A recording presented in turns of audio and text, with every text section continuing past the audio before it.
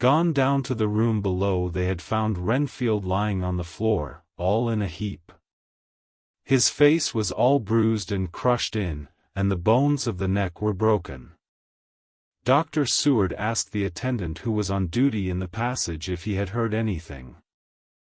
He said that he had been sitting down. He confessed to half-dozing when he heard loud voices in the room, and then Renfield had called out loudly several times, "God!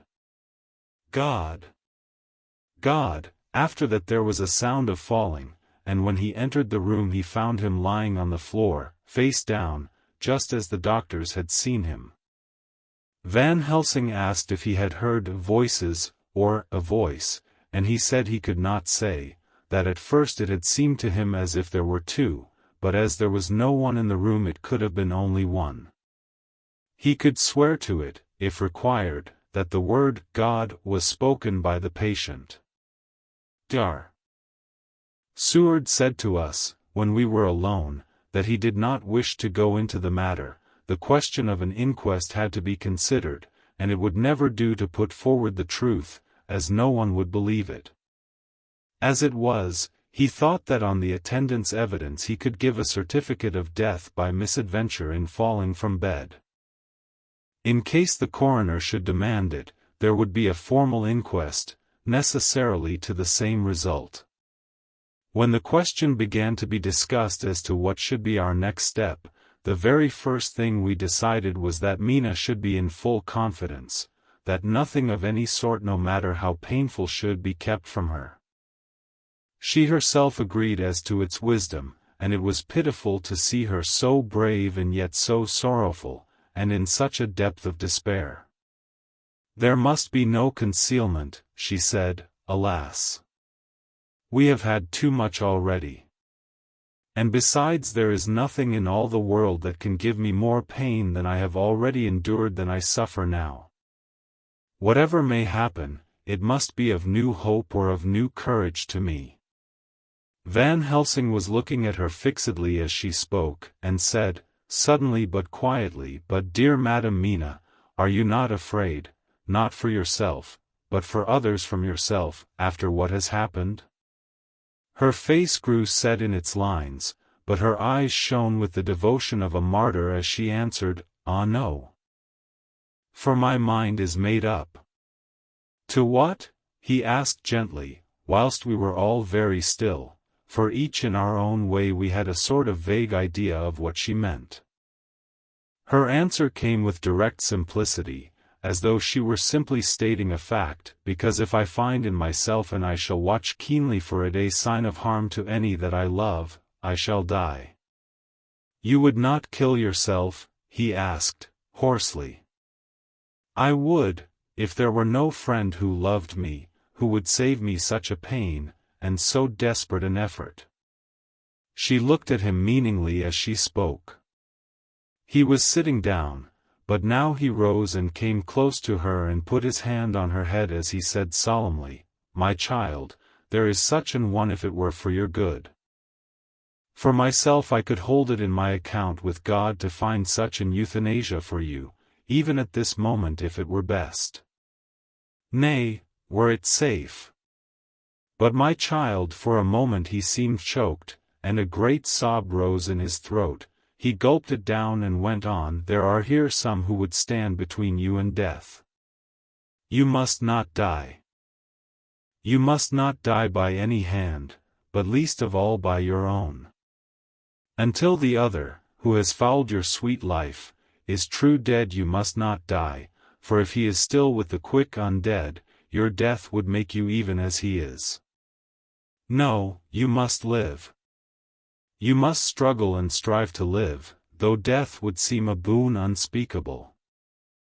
You must fight death himself, though he come to you in pain or in joy, by the day, or the night, in safety or in peril. On your living soul I charge you that you do not die, nay, nor think of death till this great evil be past." The poor dear grew white as death, and shook and shivered, as I have seen a quicksand shake and shiver at the incoming of the tide. We were all silent, we could do nothing. At length she grew more calm and turning to him said, sweetly, but oh, so sorrowfully, as she held out her hand, I promise you, my dear friend, that if God will let me live, I shall strive to do so, till, if it may be in His good time, this horror may have passed away from me. She was so good and brave that we all felt that our hearts were strengthened to work and endure for her, and we began to discuss what we were to do.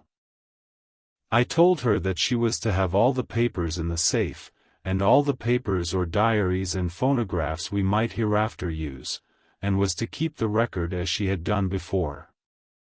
She was pleased with the prospect of anything to do if, pleased, could be used in connection with so grim an interest. As usual, Van Helsing had thought ahead of everyone else, and was prepared with an exact ordering of our work. It is perhaps well, he said, that at our meeting after our visit to Carfax we decided not to do anything with the earth boxes that lay there. Had we done so, the Count must have guessed our purpose, and would doubtless have taken measures in advance to frustrate such an effort with regard to the others, but now he does not know our intentions. Nay, more, in all probability, he does not know that such a power exists to us as can sterilize his lairs, so that he cannot use them as of old. We are now so much further advanced in our knowledge as to their disposition that, when we have examined the house in Piccadilly, we may track the very last of them.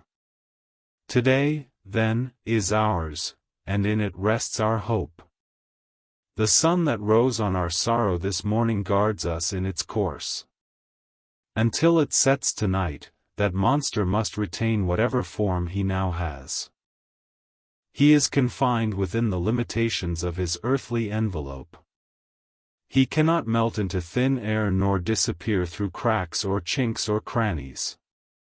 If he go through a doorway, he must open the door like a mortal. And so we have this day to hunt out all his lairs and sterilize them. So we shall, if we have not yet catch him and destroy him, drive him to bay in some place where the catching and the destroying shall be, in time, sure. Here I started up, for I could not contain myself at the thought that the minutes and seconds so preciously laden with Mina's life and happiness were flying from us, since whilst we talked action was impossible.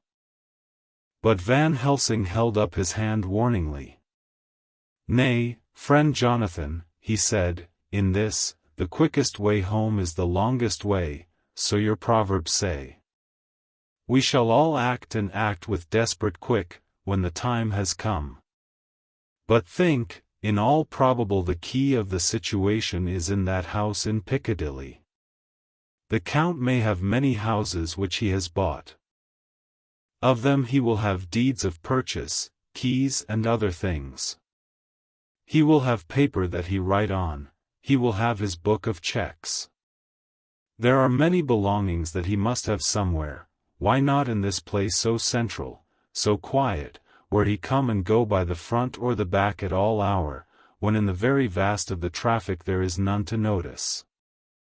We shall go there and search that house, and when we learn what it holds, then we do what our friend Arthur call, in his phrases of hunt, stop the earths, and so we run down our old fox. So? Is it not? Then let us come at once, I cried, we are wasting the precious, precious time.